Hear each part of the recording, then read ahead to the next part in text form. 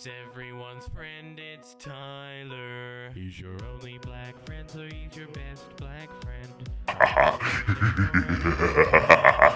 Because black friends are rare, as you should be aware. He smiles like Richard Pryor, so just sit and stare. It's everyone's friend, it's Tyler. It's everyone's friend, it's Tyler. It's everyone's friend, it's Tyler. Hey guys, Tyler here. I have a special guest today for this podcast. This whole entire person is Oriental Paradiso. Now, if you guys probably seen my channel before, I did many conversations in Spanish talking about the various Japanese monster movies. I first found his account back in 2020, and more or less during that time period, he could not speak any type of English whatsoever. And so during the conversations, I had to speak in Spanish for him to understand my points, and that's the only way I had to communicate with him. As of last year, I think, yeah, he did not have any sort of classes, but this year he decided to take some classes for English, and gradually over time, he got better and better, more confident in English to talk about the stuff that he likes, which is the giant monsters and the giant kaiju. And so, for the first time on my channel, I'm going to introduce this guy. He's going to speak entirely in English about the various giant monster movies and showcase his expertise for you guys to understand.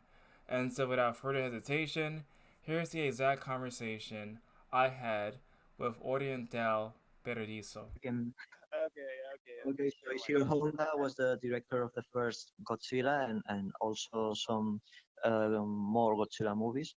And well, something interesting about his life is that he begins to live in Tokyo, I think in 1939, and his flatmate was Akira Kurosawa.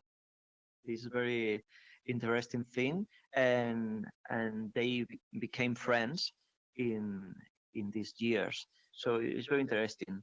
But in the Second World War, Ishiro Honda, well, he bueno, luchó en la Segunda Guerra Mundial. He went to fight. He went to fight. Exactly. Y fue llamado a luchar dos veces, fue prisionero, a prisoner by the Chinese. Yeah, yeah, he was like a prisoner. Yep. Yeah. When he came back to Japan, he went to Hiroshima, and it was a very traumatic experience for him to see all the destruction of the city. And then in the 1945-46, he returns to Toho Studios, and he starts to well, to make films. Yeah, Interesting. yeah, because I heard that before Godzilla, that Ishiro Honda made some dramas. Mhm. Which dramas were they? Exactly. He started with some documentaries, and he directed some drama movies, some comedy movies, and a war movies that are very interesting, like Farewell Rabaul. It's a very interesting movie, and Assault of the Pacific, I think, is the title of the Eagles of the Pacific. There are very interesting movies, and in these movies he started to work with Eiji Tsuburaya, the master of the special effects of, Toho Studios, and all of this work became to the first Godzilla movie in 1940 54. Yeah, because it's interesting. Like one can go from like making like a lot of dramas and about World War II into giant monsters. Yeah. But Yeah. this is in the beginnings of the career of Ishiro Honda, in the 40s and the 50s. He mixed these science fiction films with a lot of kind of movies, drama, comedy, and musical, and there are very interesting movies in this part of his career. But it was in the on the 60s, after the successful movie King Kong versus Godzilla, that Toho Studios wanted to Ishiro Honda only to make science fiction movies, and that's it. In the 60s and the 70s, Hiro Honda only directed science fiction movies, and well, great science fiction movies. Yeah, that's true because a lot of the movies besides Godzilla that I like from Ishiro Honda, well, there was one in the 1950s called Mysterians, Yeah. which is one of my favorite ones. Yes, very funny movie. But I prefer the second part, or the sequel, that is Battle in Outer Space. It's uh, it's very funny, this movie. Yeah, because more or less in the Mysterians, there are like people with like a lot of, with the aliens, the clothes is very different, Yeah. and it, it reminds me a lot about Power Rangers. Yeah, and it's very funny in the Mysterians, because the aliens arrive on Earth, and they only want Earth women's Yes. and the countries of the Earth, but they first want women's. They want girls. It's very important. Yeah, I know, right? And also, another one that was good, that was considered to be a very a lost film, was Half Human. Yes, half human. Uh, yes, this movie. Ishiro Honda directed this movie after the first Godzilla, and it's a very interesting movie because in this movie it's like a Yeti history, but with the bueno, eh, donde pasa la historia es una tribu muy parecida a la tribu de los Ainu en Japón. Okay, so it's basically like like it's a tribal that's based upon the other yeah. Yeah, and when this movie, bueno, cuando se estrenó esta película, dijeron que era muy racista y que no ponía en buen lugar a esta tribu, ¿no? Entonces, Toho banned this movie, and until now, well, todavía ahora no, es muy difícil encontrarla, ¿no? Esta película. Yeah, it's very hard, very hard to find it. It's very hard because yeah, the only way you can watch it is that you have to find like a bootleg Yes. to see, because the bootleg has like these sort of numbers on top of Yeah, the the time code. yeah. Yeah, it was because I think at the end of the 80s or at the end of the 90s, the Toho Studios think about to release this movie on VHS, and but at the end, well, al final no lo hicieron, they didn't do it to release this movie. But this version with the time coder is the version that arrives on the internet. So thankfully, we can see this movie, but with this time coder and quality image, well, a little weird, but well, it's okay. Yeah, I rather have like any kind of copy than no copy. Yeah, So. a very interesting movie. Yeah. Yeah, because it's about, I think about like a bunch of campers, or like a bunch of people looking for like this sort of this monster, and Hmm. it was really weird. Yeah. But like you said, it was like you said, it was actually considered to be racist Mm. against the native people over there. So Yeah, another movie that I love of I like of Shiro Honda is Rodan. I think it's Rodan and Motra. I think there are one of the best kaiju movies or science fiction movies of that age of that years.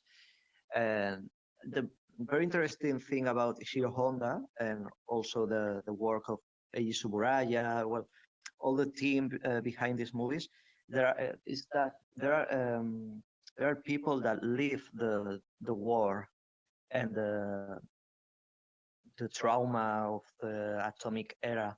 So these feelings, this trauma, or these thinkings, these thoughts about this, all of this, they put these feelings on these movies, and there are very interesting things in behind these movies. Yeah, because when you look at the drama for at least the original Godzilla movie, it is, very Mm. serious and it takes everything seriously. And so, Yeah. because they had the experience of, having the experience what happened during World War II, Mhm. then they could put their own personal touch onto the movie. Yeah, and they are very different to for example, the Godzilla movies for the 60s. That these movies are very more optimistic and very happy and well, or Very playful. more for children.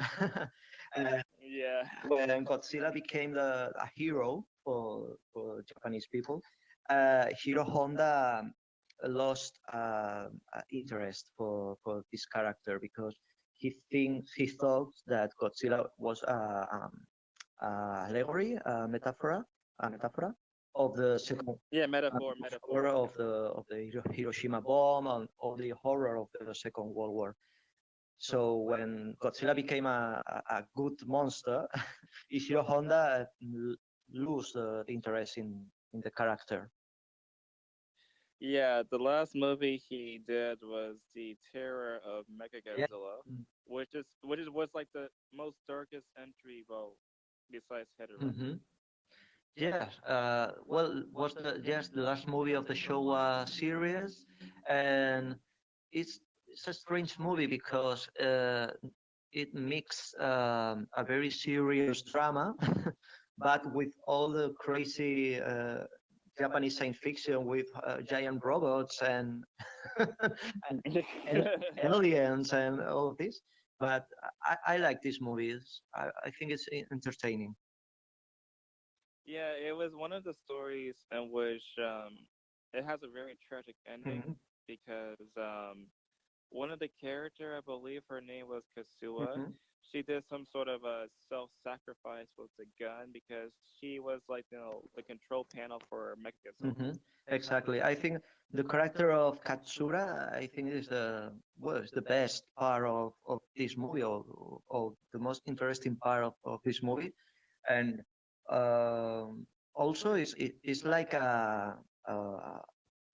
se adelanta un poco a Blade Runner in the fact that it presents a robot or a cyborg that has feelings, and it's very interesting. Right, exactly. But getting back to the other movies that Ashiro Honda has done, there was also this one movie, Matengo, Oh, that I remember seeing that one. yeah, I love this movie. Matango, well, there are some movies of Shishiro Honda that are more horror movies, and they are very different to his giant monster movies. These movies are, for example, The Eighth Man or Human Vapor and Matango. And I think that Matango is one of the most interesting movies of Ishiro Honda because it's like a survival movie with some characters lost in a mysterious island with no food, and there are only mushroom. Is correct in English? Yeah, yeah, mushrooms. Mushrooms, Yes, mushrooms. but these mushrooms convert you in a creature, a very strange creature, and it's a very interesting movie. And also there are some things of this movie that um, bueno, podemos encontrar en esta película aspectos que tratan el tema atómico también. Por ejemplo, lo que te provoca en el comer estos champiñones, estas setas, lo que te provoca es en tu cuerpo es very similar to the bueno, lo que la It's like very similar to I guess people who were affected by the atomic bomb. exactly. Or Thank you, Tyler. yeah. Yeah. Estoy intentando lo mejor que puedo hablar en inglés, así que lo siento. Sorry for the English speakers here. I try my best. I try my best. Yeah. Sometimes it's hard to talk about these hard concepts. I understand. Thank you. Yeah. So yeah, because I was thinking to myself, yeah, like those mushrooms must be like influenced by how people reacted to the radiation of the nuclear weapons. Yeah. Sí, en todos los estudios estuvieron a punto de no estrenar Matango precisamente por esto, porque les recordaba mucho a Hiroshima y los Hibakusha, ¿no? Los afectados por la radiación. Mm-hmm. Yeah. Exactly. And also, besides Matango, well, let's see, we talked about half human Matango. Well, the monster movies. Well, there was this one called Dogora, Yeah. which is about the giant jellyfish. Yeah. It's a great movie, Dogora. It's very entertaining, and it's very different of other giant monster movies of Ishiro Honda because the theme of the monster is very secondary. The monster Dogora only appears 5 minutes in the movie, and the rest of the movie is a cop a cop history, a cop and thieves. And it's very entertaining, this movie, and also the scenes when appears Togora, I think they are very well made, and special effects in this movie are very good, and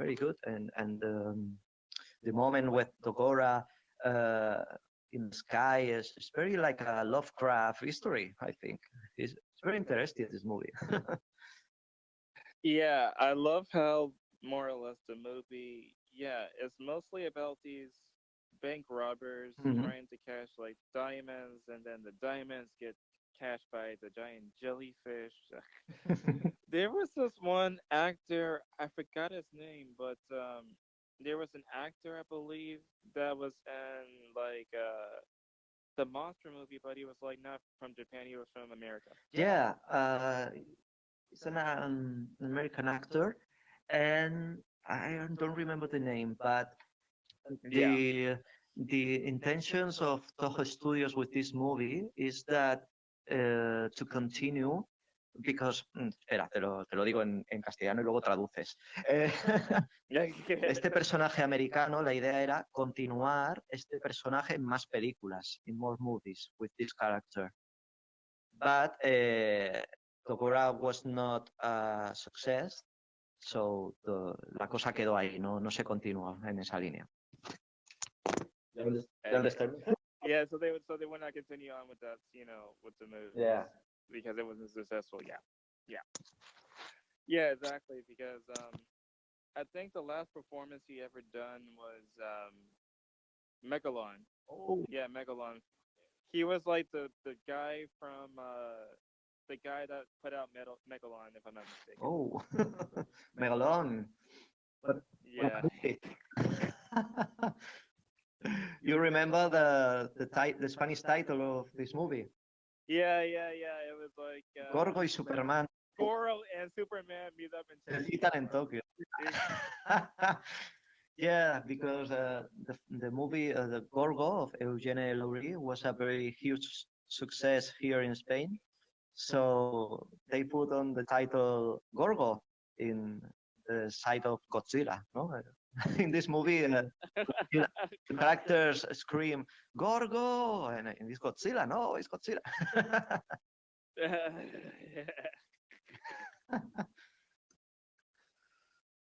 I still think that's the best title for the best title of, for any movie in the world.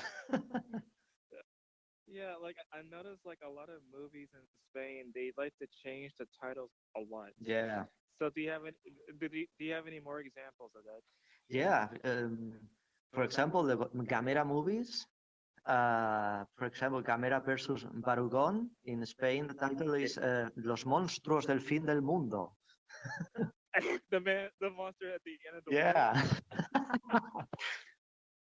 Yeah, on Godzilla versus Hedorah. Well, Godzilla versus the smoke monster here in Spain is Hedorah, la burbuja tóxica. Taxi Oh, burbuja. oh gosh. Yeah. Okay. Another Hiro Honda movie very interesting is Frankenstein Conquers the World. It's a very crazy movie with Frankenstein, the Japanese Frankenstein. You see? Oh yeah. Yeah, because the movie took place in World War II, Yeah, and it was like like the Nazis, going to find the heart of yeah, Frankenstein, but then like it ended up into some sort of kid, and the kid started to mutate into the monster. yeah. But the Nazis took the heart, the Frankenstein's heart of Japan, but with the bad luck that isn't in the same day as Hiroshima atomic bomb. So the heart of the monster, well, it's affected by the radiation, and 20 years later became a, um, well, a giant creature, like the Frankenstein monster. It's a very Yeah, I remember telling you like the other day. I think I told you the other day. More or less, there are at least two different endings for that movie, because there was the one when he fights the giant monster Barugon, yeah, and then there was a different ending where he fights the giant octopus. yeah. Why not? A giant octopus became of the volcano.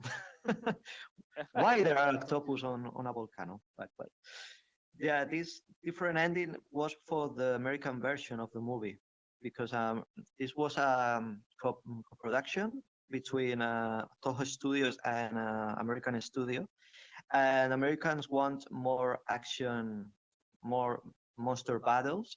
So the Ishiro Honda add this battle between the octopus and Frankenstein.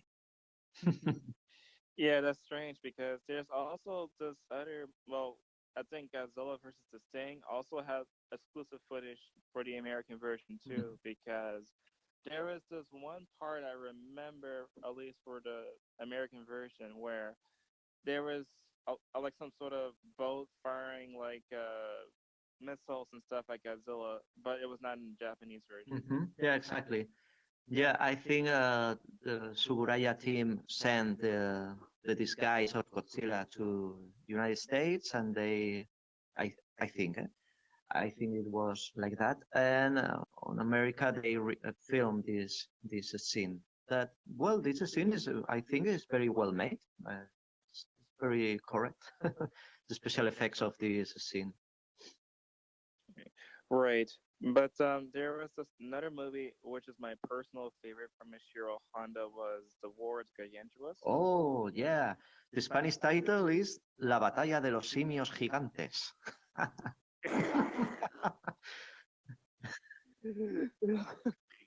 Yeah. Like I said before, the Spanish titles are of movies are really interesting. Yeah, great movie with Ross Tamblyn as the American actor in this movie, and Kumi Mizuno, and yeah, it's a great movie. I think it's very entertaining, and the special effects in this movie are great, I think. Yeah, yeah. I remember there's one part where I think the brown Gargantua he did not want to fight the green one, but the green one, still want to fight him. Yeah, And like it's like the brown one is like more peaceful, yeah, but the green one is more aggressive. yeah, and it has a problem that he loves to eat humans, human beings. Yeah, there was this one part where the girl was singing a song, Oh and yeah, then out of nowhere he tried to eat the singer. yeah, yeah. It's a very great scene, and this is an example of the uh, well the great capacity of Shiro Honda or to direct movies. Well, there are great scene when the brown Gargantua. gargantua or the brown ape uh, discovers his brother sleeping on near a lake, and he sees the human bodies behind him, and they started to fight, on the lake, and I think it's a very powerful scene.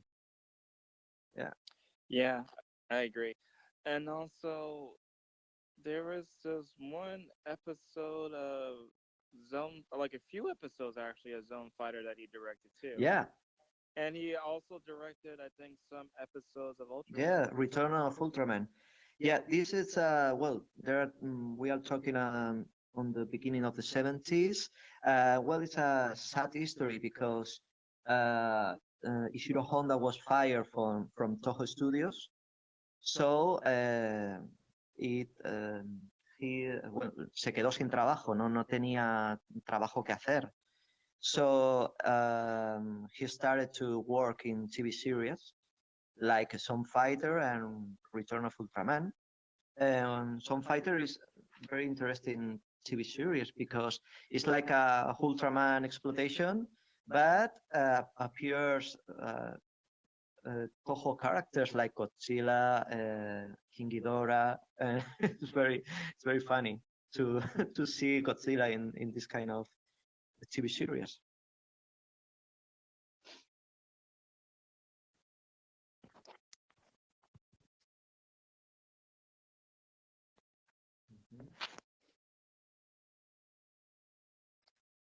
Tyler is sleeping. I'm sorry. Sorry. My somebody Oh, called don't me worry. for 1 minute. Okay. I lost connection. Yeah, that's the Don't disadvantage of worry. my phone. Is like sometimes people call me and I get disconnected. So I. Don't worry, don't worry. And also, he directed 4 episodes of Return of Ultraman. I think the first episode and also the last episode. And there are also interesting episodes of Return of Ultraman. Oh yeah. Speaking about Ultraman, what's the history for Ultraman in Spain? Because at least in my country, it Yeah. came out. I remember like in 1966 in our country, because I used to hear stories from my mother and my grandmother about how Ultraman was on TV and also Speed Racer and these other Japanese. Well, they didn't know it was anime at the time, but this sort of Japanese anime that came out during that time period. So, has Ultraman ever been released in Spain? Yeah, it has a release at I think the beginning of the 90s, 1990, sorry. And in the main channel of here in Spain, the main public channel, TV channel in Spain, it released I think the three first Ultra series, the first Ultraman, Ultra 7, and Return of Ultraman, and it has a release on TV channel, on the main TV channel here in Spain. But I have to say that Ultraman here in Spain is not well known, I think. Uh, uh, Yeah, I think yeah, I would imagine more people know about Godzilla than Ultraman. yeah, And yeah. But it was an age, the beginning of the 90s here in Spain, that we can see a lot of tokusatsu TV series like Bioman, well, the Power Rangers. I think Win Spectre or Jivan, the tokusatsu series, that it has a release here in Spain. So it was a good years for a tokusatsu fan. yeah. It's kind of interesting you mentioned Power Rangers because I think this whole entire universe of tokusatsu for me started with that show. At the time, I thought it was American production, but then I later figured out it was it was actually done by by Japan with the footage for the fight scenes. Yeah. Yeah. It was a good idea for a for a producer. Well, it's interesting because when they are fighting, we can see the faces of the actors. This is excellent. Yeah, because at least in my country we have the DVDs of Super Sentai. Like one of the big ones that I remember that was released was Z Ranger, Mhm. which was like one of the first things that they used for to make Power Rangers. Mhm. Okay. And there were some other shows too, but I can't remember the names. Okay, I'm not a huge tokusatsu fan. I love Ultraman especially, but I have to watch the whole. Well, I had to watch series like Gaban or Jiban or Power Rangers. I only see a few episodes, so I have to watch the whole TV series. But Yeah, yeah, yeah, I'm more yeah, I'm yeah. more a Yeah, I'm more a Ultraman fan. yeah. For like Power Rangers, if you want to start watching it, I recommend you watch the Z Ranger, then Mighty Morphin Power Rangers, because you will see like a difference. It's like night and day. Hmm. It's like so different. Like the tone is different. Like the Japanese version is more serious. So definitely watch Z Ranger and Mighty Morphin Power Rangers for comparison. Hmm. Okay, perfect. Yeah. Yeah, and also for there was this other movie from Ishiro Honda that I really like. Well, besides Matango, besides Half Human, The Mysterians, another one that I like, I cannot remember one. Well, you mentioned about Battle in Outer Space earlier. Yeah, great movie. Now, Well, there was this one part towards the end that I really like with the flying saucers oh yeah. when it started to destroy the rest of Japan. Hmm. Possibly my favorite Hiro Honda movie is the Godzilla versus the Thing, Godzilla versus Mothra. I think well, it's Hmm. my well with the original Godzilla movie, Godzilla versus Mothra of 1964. It's my favorite Godzilla movie because it's very serious movie, but I think all the whole set of the movie shine. I think the special effects, the music, is a great movie. I love that movie. And also, almost every year, cada fin de año, uh, Yeah, every end of the year, every end of every end of the year, I watch Godzilla versus Mothra. It's like a ritual for me. the year. Yeah, Okay. the Yeah. last day of the year, I watch Godzilla versus Mothra, and the first day of the year, I watch some Marx Brothers movie. Okay. Oh wow. No Die Hard at all. Like usually people watch Die Hard for like Christmas or the end of the year. Oh yeah, it's also a great Yeah. movie. Yeah, yeah. Also, we were just talking earlier about Ultraman, Mhm. but what do you think about Ultra Q? Wow, I love Ultra Q. I think, well, it's my favorite Ultra series from Subaraya Productions. I love Ultra Q, but because it's like for a Kaiju fan or a Kaiju fan of the movies of the 60s, I think is perfect.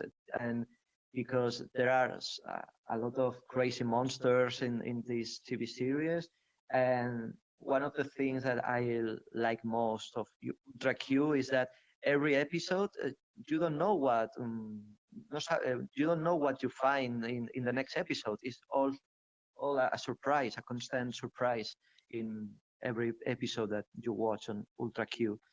I love that TV series. Yeah, yeah, mostly because it's almost like the Japanese version of the Twilight Zone, Yeah, because it's like episodes of very strange supernatural events. yeah.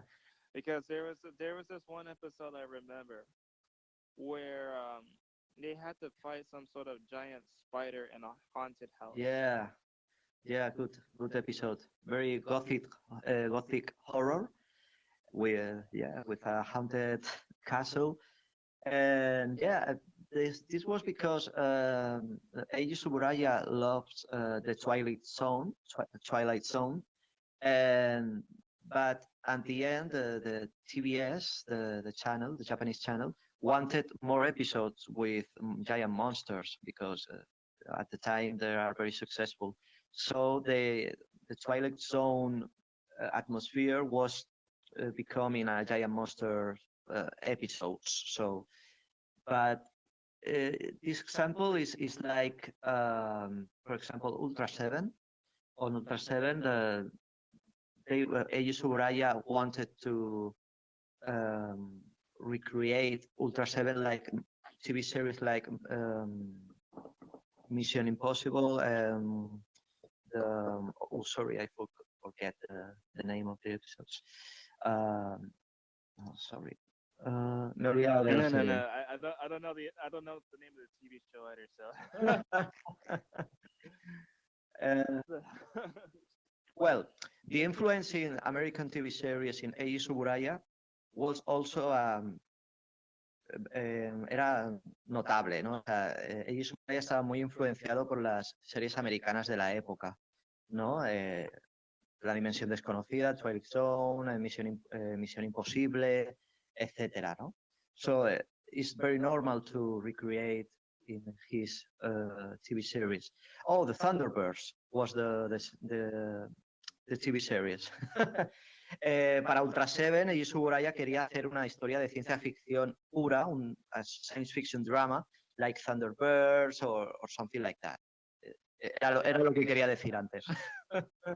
Yeah, okay. Yeah. Yeah, because there's this other episode from Ultra Q that I really like. It was some sort of giant bird. No, yeah, like a giant bird attacking some sort of monster at the mining site or something. And in this It episode, was like it had like some sort. It was like some sort of Godzilla suit too, if I'm not mistaken. yeah, this is the first episode I think of Ultra Q. That Yeah. is the bird is en una mina de carbón, I think. And well, the monster appeared, and yeah, is the Godzilla suit. It's very funny. Yeah, Yeah, I think because Eiji Tsuburaya had connection with Toho Studios, yeah. and so that's why they got the suits from the other monster movies. Yes, they use a lot of different suits of the Godzilla series, and also to use these suits in Ultra Q, Ultraman. The Paragon suit was lo utilizaron muchísimas veces para estas series, por ejemplo. Yeah. I remember there was also this one part in the story of monsters where I think it was Gorosaurus suit was used for Baragon too. On Destroy All Monsters movie? Yeah, for the story of monsters. Yeah. Well, the thing in Destroy All Yeah. Monsters is that, well, in this movie appears every monster of the Toho series. And I think that Baragon, the suit was very harmed, well, estaba muy mal el disfraz de Baragon. Así que at the end only appears a few seconds on the movie. I think in the end, in the Monster Island, only appears. Yeah. Right. Yeah, because sometimes the suits that were made for these movies they Yeah. took like a lot of damage, Yeah. and so they could not use them again. So, but it's interesting because a lot of the movie suits that are made in the early 2000s they are still not damaged. In fact, they made like a mini movie for Hedorah and Godzilla, but they used the suits from Final Wars, and they're still in good condition.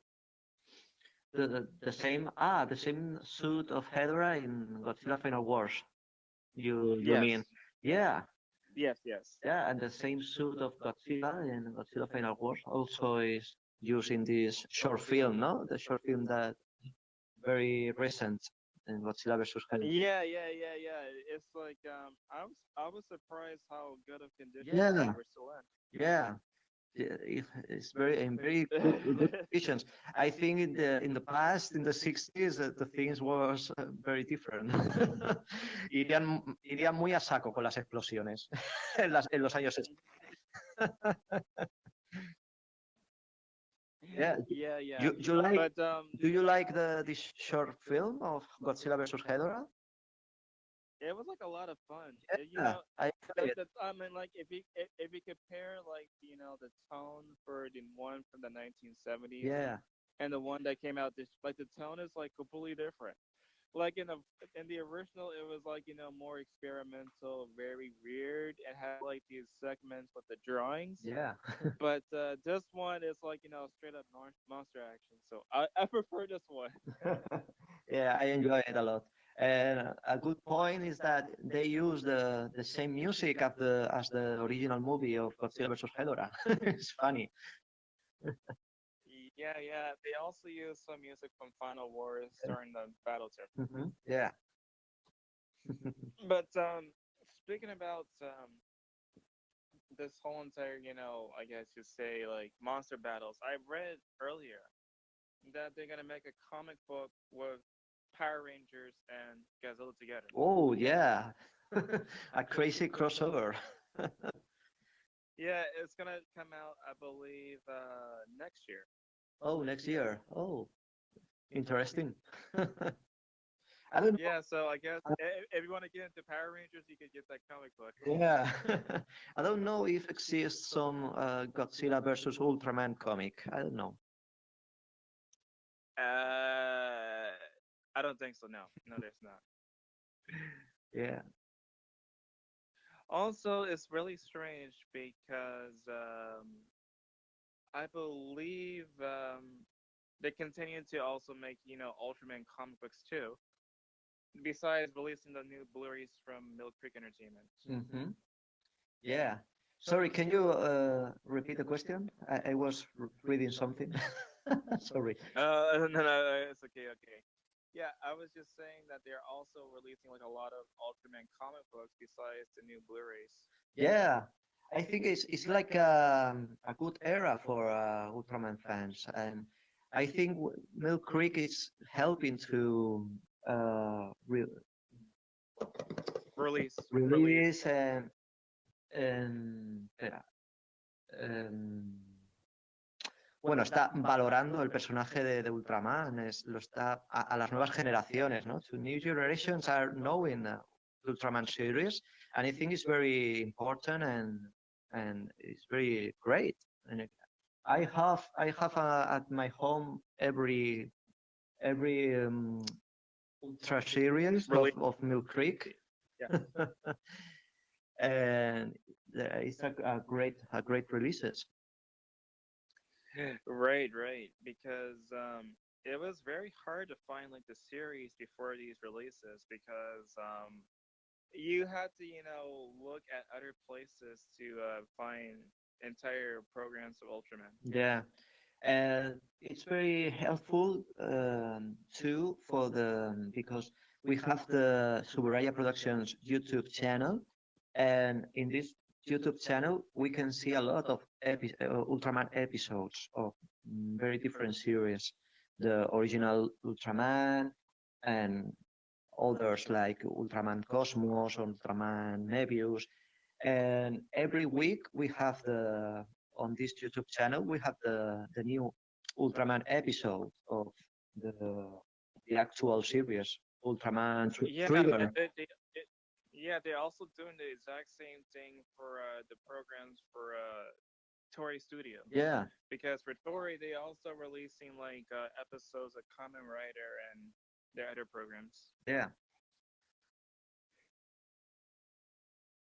Oh, speaking about Kamen Rider, the manga finally came out in the United States. Hmm.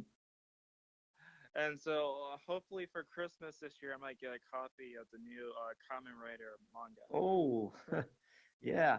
Uh, so a few weeks ago, yeah, I read at home the original manga of Kamen Rider. Finally, at Spain, we have the Kamen Rider manga release. Finally, at Spain, the original manga of Ishinomori, and it's a great release too here in Spain. Yeah, and not just that, but also I heard from this company called Shout Factory. Uh-huh. They're gonna release, I think, Kamen Rider Zero One onto Blu-ray next year. Oh, it's a great news. Yeah, yeah. But So we're getting. I So we're also getting. So we're I also Oh, go ahead. Sorry. no, don't worry. I also want a release with like Ultraman series, but with the Kamen Rider, Kamen Rider original TV series in Blu-ray. I don't know if she's the original Kamen Rider TV series in a box set, Blu-ray or DVD. I don't know. For the original one, no, but like I said, there was like the announcement for Zero One that's Mm-hmm. coming out next year. Uh-huh. There's also been like a DVD release for V3, Mm-hmm. but it's like really expensive though. It's really Oh, expensive for that one. wow. There's also yeah, I think yeah, not much. We just have the manga, the V3, and also Zero One. Mm-hmm. Yeah. Perfect. Great news. But as far as like the streaming services, most of the shows that we have is on streaming. Yeah. Yeah. Yeah. It's good. Yeah. So now, as far as Kamen Rider, do you know the history behind that show? Well, more or less. I'm not a Kamen Rider um, expert. Expert? Yeah. I watch only some few episodes of the original Kamen Rider. I like the most the Kamen Rider movies of the 90s. I think there are very interesting movies like Shin Kamen Rider of 1990. It's like a very horror. It's like a horror movie. A very adult Kamen Rider movie with Oh, wait. You're talking about, yeah, Shin Kamen Rider. I've seen that one the other day on YouTube. yeah. I think it's a entertaining movie with gore and bloody battles and No. It's pronounced gore. Gore. gore. Gore. Yeah, gore is gore in English. Like Al Gore. Yeah, Al Gore. Yeah. Yeah, and also Kamen Rider G, I think it's very interesting movies also. All right, we got another speaker. Oh, Hold on. He's connecting. He's connecting right now. oh, welcome. But he's from Venezuela. Oh, oh, a Spanish speaker. Oh, great. Yeah. Yeah. How are you doing, News Watcher?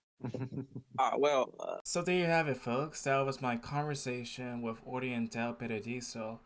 If you guys want to see more of his content, check out his Twitter page and also check out his podcast, which is called Video Club Paradiso, where he talks about various cult movies entirely in Spanish. And so those places are really good if you guys want to have more content to practice your Spanish speaking skills. Until next time, guys, have a great day, Merry Christmas, and Happy Holidays.